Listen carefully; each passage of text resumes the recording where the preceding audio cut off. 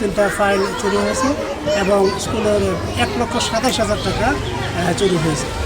মনে হয় খুব সম্ভবত আমরা যতটুকু আশা চিন্তা ভাবনা করতেছি স্কুলের আশেপাশে হয়তো কেউ চুরি করছে। নির্মাণে নাম্বার 1 শাহ সিমেন্ট।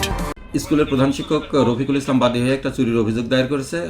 আমরা অভিযোগ প্রাপ্ত হয়েছে এবং ঘটনাস্থলে পুলিশ সরজমিনে তদন্ত করছে। পরবর্তী আইনগত ব্যবস্থা গ্রহণের জন্য প্রক্রিয়াধীন রয়েছে।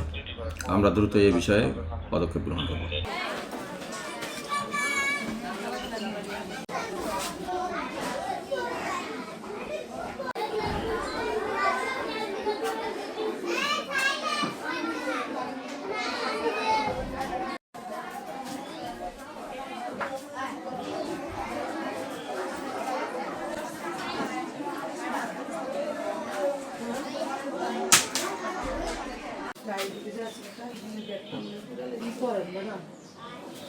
আমাকে